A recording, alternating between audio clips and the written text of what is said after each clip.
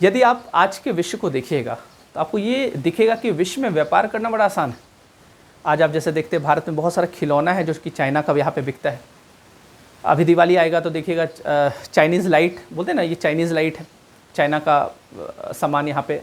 तो आप देखिए बहुत सारा सामान हम चाइना से खरीद रहे हैं। बहुत सारे इलेक्ट्रॉनिक्स आइटम है जो कि हम लोग जापान से, साउथ कोरिया से खरीदते हैं।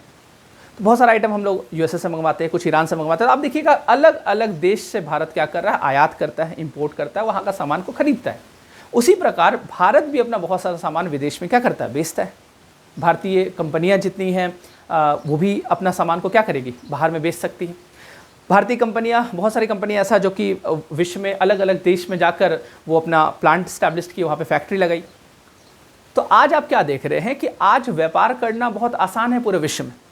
भारत बहुत सारा सामान आसानी से खरीद लेता है, बहुत सारा सामान आसानी से बेच लेता है। तो आज विश्व में व्यापार करना वैसे ही है जैसे कि आप भारत के अंदर में व्यापार करते हैं, वैसे आप विश्व के साथ अगर उस देश के साथ अगर आपका अच्छा संबंध है तो बहुत आसानी से आप व्यापार कर सकते हैं। तो आज इंपोर्ट और एक्सपोर्ट करना बहुत आसान है। लेकिन क्या 1947 जब भारत को आज़ादी मिली थी, क्या वो भी दौर ऐसा ही था? तो बिल्कुल नहीं, वो दौर कुछ और था। उस समय का विश्व कुछ और था, वो आज के विश्व जैसा नहीं था। तो आप समझिएगा उस समय जो हमारे लीडर्स थे उनके समक्ष एक अलग ही लेवल का चुनौती था। क्योंकि एक तो आंतरिक चुनौती था ही था, क्योंकि अंग्रेज जब हम लोग को छोड़ कर गया तो कुछ दे के थोड़ी गया। एक तो भारत सोना का चिड़िया था, उस सोना का चिड़िया को तांबा का चिड़िया बना दिया। भारत का संसाधन का ज़बरदस्त स्तर पर दोहन किया, भारतीय को पढ़ाई लिखाई से एकदम दूर रखा। तो गरीबी बहुत चरम स्तर पर, बेरोजगारी चरम स्तर पर, लिटरेसी रेट एकदम लो, हमारा जीडीपी गिरा हुआ, जीवन प्रत्याशा बहुत कम, हमारा आयु जो एवरेज था 32 साल लोग जीते थे उस समय। तो आप समझिएगा उस दौर में एक तो आंतरिक चुनौती था ही था, और कोई भी बड़ा रिसर्च लेवल का इंस्टीट्यूशन, कुछ इसरो, डीआरडीओ ये सब कुछ था नहीं, आईआईटीएम है ना, कुछ हाई लेवल का इंस्टीट्यूशन नहीं था हमारे पास। तो आप समझिएगा एक अलग ही लेवल का आंतरिक चुनौती था। लेकिन साथ ही साथ आंतरिक चुनौती के साथ साथ बाह्य चुनौती भी आपको देखने को मिलेगा, क्योंकि उस ज़माने में विश्व जो है वो कहीं ना कहीं दो गुट में बटा था, दो अलग अलग दुनिया था। और दो अलग अलग जो दुनिया था वो चाहता था कि हर देश जो है वो मेरे तरीके से व्यवस्था को संभाले, या हम जैसा बोलते हैं वैसा वो अपना व्यवस्था को रखे। तो आप समझिएगा उस दो देश के बीच का जो लड़ाई था, उसी लड़ाई को हम लोग बोलते हैं कोल्ड वार। तो आज हम लोग जो अपने क्लास में पढ़ेंगे वो पढ़ेंगे कोल्ड वार। और कोल्ड वार हम लोग देखेंगे कोल्ड वार का जो दौर था वो उसमें क्या क्या चुनौती आपको देखने को मिलता है, और भारत के सामने क्या क्या चुनौती था। तो आप देखिएगा कोल्ड वार का अगर हम लोग टाइम पीरियड देखें, कोल्ड वार का अगर हम लोग टाइम पीरियड देखें तो आपको ये दिखेगा कि 1945, देखिए 1945 में सेकेंड वर्ल्ड वॉर ख़त्म हुआ था। 1945 में सेकेंड वर्ल्ड वॉर ख़त्म हुआ था। 1939 से 1945 के बीच आपको पता है कि ये द्वितीय विश्व युद्ध चला था।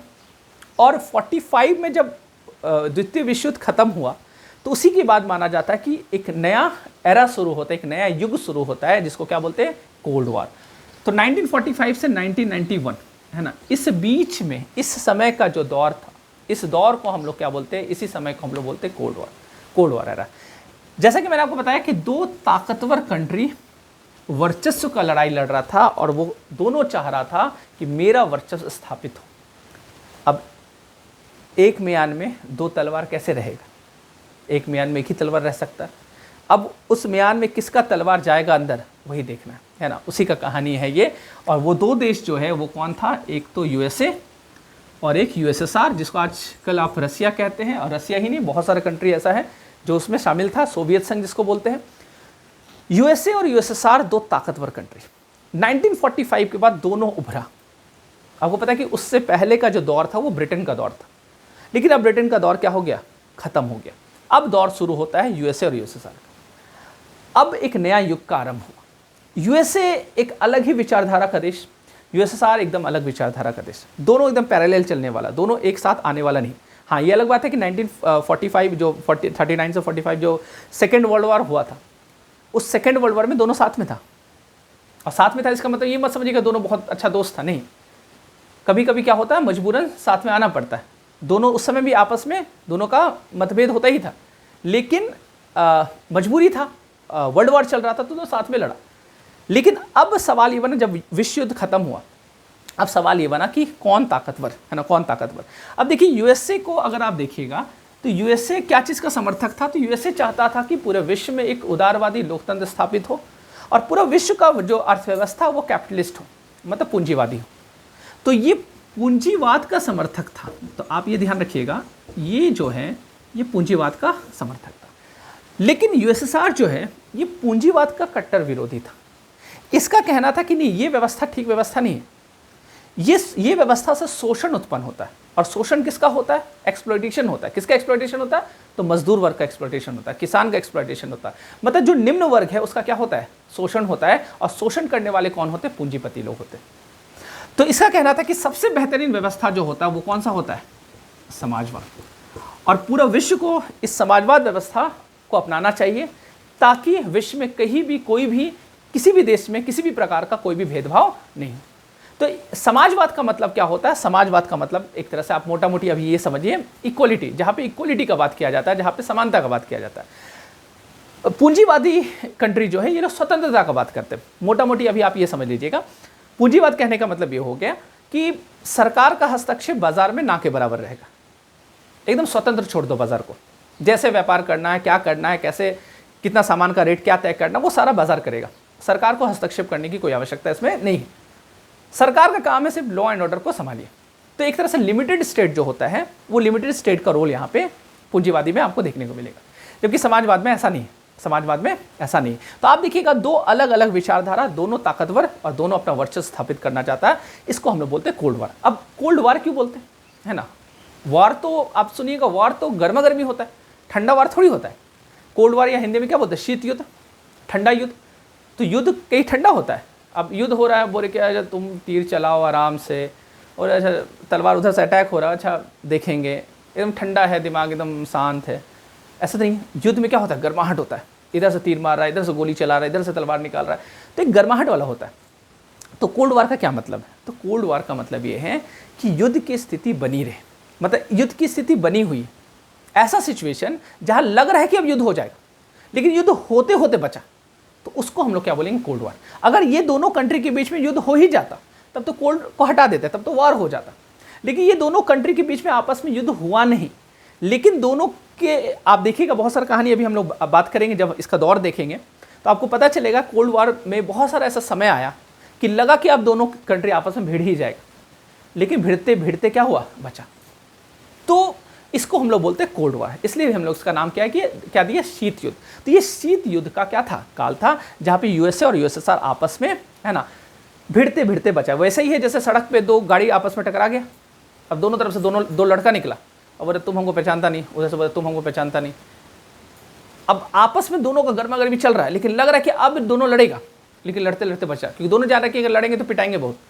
तो दोनों लड़ना नहीं चाह रहा है, लेकिन बस तुम जानता नहीं, तुम जानता नहीं। अब उसको क्या पता कि कैसे जानेगा तुमको? तुम्हारा नाम गुड्डू है, उसको क्या पता? अब बताओ, आपको राष्ट्रपति थोड़ी आपको जानेगा। अच्छा, वो जो सड़क का युद्ध होता है उसमें एक बड़ा खास चीज़ ये होता है कि उंगली दिखाता है, वो गाली दे दो चलेगा, लेकिन बोलते उंगली कैसे तुम दिखाया? अब उस पर लड़ाई चल गया। अभी गाड़ी पे लड़ाई चल रहा था, अब आ गया वो गाड़ी की लड़ाई उंगली पे। उंगली दिखाने का तुम हिम्मत कैसे किया? तुम हमको पहचानता नहीं। तो अब वही चीज़ है, वो आइडेंटिटी क्राइसिस होता है। तो खैर, तो आप समझिएगा वैसे ही उसी युद्ध को हम लोग क्या बोलते हैं? तो कोल्ड वार का मतलब आप मोटा मोटी ये समझिएगा क्या कि युद्ध की स्थिति बनी हुई रहती है। ऐसा सिचुएशन जब लगता है कि अब युद्ध हो जाएगा, लेकिन युद्ध होते होते बच जाता है, होता नहीं। तो खैर, अब देखिए होता ये है कि यूएसए जो है ये कोल्ड वार आखिर ये दौर आया क्यों, है ना? पहले हम लोग को ये समझना है कि ये दौर आया क्यों। देखिए 1917 में, थोड़ा सा अगर हम लोग इसका पृष्ठभूमि देखें, बैकग्राउंड को थोड़ा समझिएगा, है ना, बैकग्राउंड को समझिए, कोल्ड वार का बैकग्राउंड क्या है। 1917 अगर आप देखिएगा तो आपको एक रसिया में क्रांति हुआ था, रूसी क्रांति, रूस का क्रांति, है ना, रसिया का क्रांति। तो रशियन रेवोल्यूशन आप 1917 का देखिएगा। जब रशियन रेवोल्यूशन हुआ तो वहाँ पे साम्यवादी सरकार बना, और जब वहाँ पे साम्यवादी सरकार बना तो आप देखिएगा यूएसए, ब्रिटेन, ये सब नाराज़ हो गया, बहुत सारे यूरोपियन कंट्री नाराज़ हो गया। वो नहीं चाहता था कि यूएस में इस तरह का सरकार बने।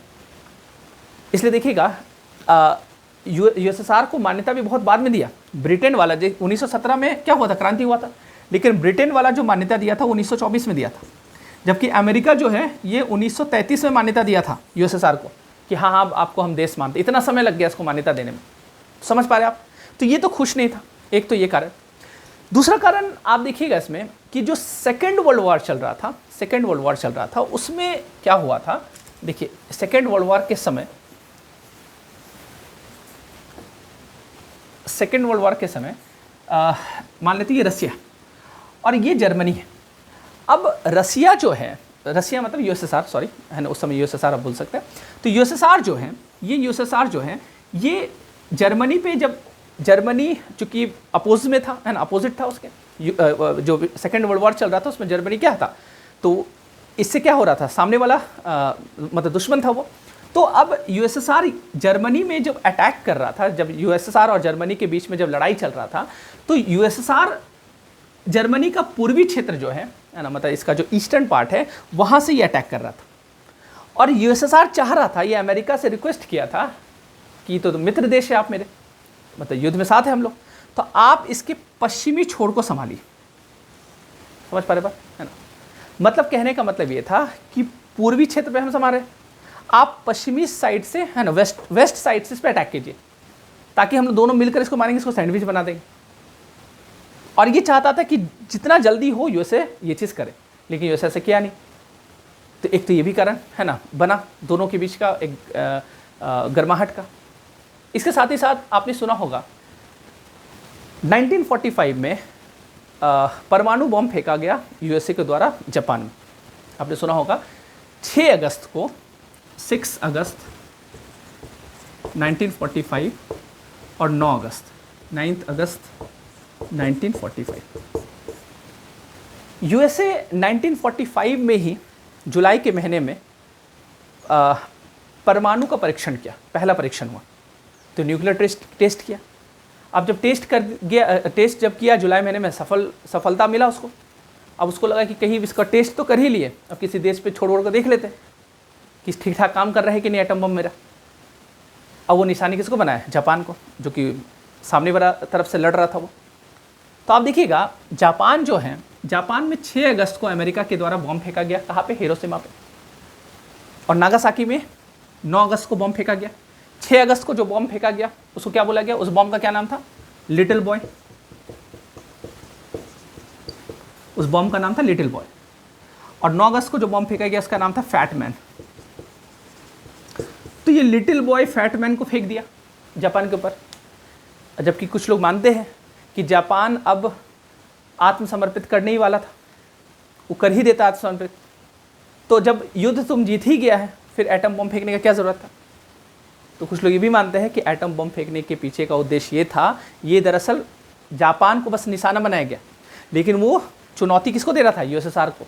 वो दरअसल यूएसएसआर को दिखाना चाह रहा था, देखो मेरा ताकत, हम कितने ताकतवर हैं। तो यूएसएसआर भी ज़्यादा देर नहीं किया और 1949 में वो भी अपना परमाणु परीक्षण कर लिया। अब दोनों देश परमाणु संपन्न। तो जब 45 में जब बॉम्ब फेंका तो यूएसएसआर बोला कि हमको इसके बारे में तुम बताया नहीं, ये तुम गलत किया। तो यूएसएसआर इसका क्या किया, विरोध किया। तो आप देखिएगा, तो यहाँ से क्या होता, करवाहट शुरू हो जाता है। और 1946 में एक चर्चिल का एक ऐसा स्टेटमेंट वो दिया, जब सेकेंड वर्ल्ड वॉर ख़त्म हो गया, तो फुलटन भाषण चर्चिल का बड़ा फेमस भाषण था। वहाँ पे चर्चिल बोला कि ये साम्यवादी देश जो है, इसके साथ हम लोग काम नहीं कर सकते। फांसीवाद को हटाकर साम्यवाद को स्थापित करना, दोनों एक ही है, दोनों में कोई अंतर नहीं, दोनों अत्याचारी ही। और वहाँ पे चर्चिल कहता है कि हम लोग को एक गठबंधन बनाना चाहिए, एंग्लो यूएसए गठबंधन, एंग्लो अमेरिकन गठबंधन। तो एंग्लो अमेरिकन गठबंधन मिलकर इसको रोका जाए। और यहाँ से यूएसएसआर को लगा कि ना, ये बात ठीक नहीं है, अब हमको भी कुछ करना पड़ेगा। और आप देखिएगा दोनों आपस में लड़ना शुरू हुआ और दोनों आपस में गुट बनाना क्या करेगा, शुरू कर देगा। यूएसए गुट बनाएगा और देखिएगा 1949 में किसका एस्टेब्लिशमेंट करेगा, वो नेटो का। नेटो बना ही था शीत युद्ध के काल में। तो नॉर्दर्न अटलांटिक ट्रीटी ऑर्गेनाइजेशन, ये एक सैन्य संगठन बनाया गया यूएसए के द्वारा। पश्चिमी देश को, है ना, पश्चिमी European country, western European country को आपस में मिलाया गया और वेस्टर्न यूरोपियन कंट्री और यूएसए मिलकर एक संगठन बनाया, नेटो। और ये सैन्य संगठन था। इसलिए देखिएगा, इसी के जवाब में यूएसएसआर ने 1955 में इसने भी एक सैन्य संगठन बना लिया। और उसको हम लोग क्या बोलते हैं, उसी को बोलते हैं वर्साव पैक्ट, ठीक है। तो ये जो वर्साव पैक्ट जो बनाया यूएसए, ये भी क्या था, ये यूएसएसआर जो बनाया, ये किसके जवाब में था, ये नेटो के जवाब में 1955 में ये भी खड़ा कर लिया। और चलो आप लड़ते आपस में भिड़ते, तुम भी परमाणु वाला हम भी परमाणु वाला, अब देखते किसमें कितना ताकत है। अच्छा, ये तो दो दुनिया आपको देखने को मिल रहा है। इस दो दुनिया के बीच में आप कह सकते हैं कि एक तीसरा दुनिया भी था, और वो तीसरा दुनिया में हम लोग शामिल थे। इसलिए मैंने बोला भारत के सामने बड़ा चुनौती था, क्योंकि यूएसए दबाव बनाता था। यूएसए बोलता था कि नहीं, तुम अपना अर्थव्यवस्था कैसा बनाओ, अपना अर्थव्यवस्था बनाओ पूंजीवाद। यूएसएसआर बोलता था नहीं नहीं समाजवाद, तुम मेरे गुट में शामिल हो जाओ। ये बोलते नहीं तुम मेरे गुट में शामिल हो जाओ। हम लोग बोले कि ना, हम लोग किसी गुट में शामिल नहीं होंगे। इसलिए देखिएगा, बहुत सारे एशियन और अफ्रीकन कंट्री मिलकर एक आंदोलन चलाया जिसको बोलते हैं गुट निरपेक्ष आंदोलन, नैम, नॉन अलाइनमेंट मूवमेंट, कि हम किसी भी गुट में शामिल नहीं होंगे, इसलिए हम गुट से निरपेक्ष रहेंगे, जिसमें पंडित जवाहरलाल नेहरू का भी बहुत बड़ा योगदान था। तो हम लोग गुट से अलग रहे। हम लोग बोले नहीं, इस गुट में हम शामिल करके क्या करेंगे। अब देखिएगा, जो गुट निरपेक्ष आंदोलन में जो कंट्री था, वो कंट्री था जो अभी हाल फिलहाल में आज़ादी जिसको मिला, या फिर जो विकासशील देश है। तो उनका कहना था कि हम लोग अपना सामाजिक और आर्थिक विकास करेंगे, कि हम लोग तुम्हारे चक्कर में रहेंगे, तो तुम्हारे चक्कर में हम लोग को नहीं रहना। तो एक तीसरी दुनिया है ना, तो तीसरी दुनिया भी साथ में आपको देखने को मिलता है। तो ये एक पृष्ठभूमि हो गया, ये एक बैकग्राउंड हो गया कि वर्ल्ड शीत युद्ध जो है, कोल्ड वार जो है, ये कैसे शुरू हुआ। अब कोल्ड वार कैसे आगे बढ़ा, 1945 से 1991 के बीच क्या क्या घटना हुआ था, ये जानने के लिए अगले एपिसोड का इंतजार करें। तो मिलते हैं हम लोग नेक्स्ट क्लास में। आज के लिए इतना ही। Thank you so much.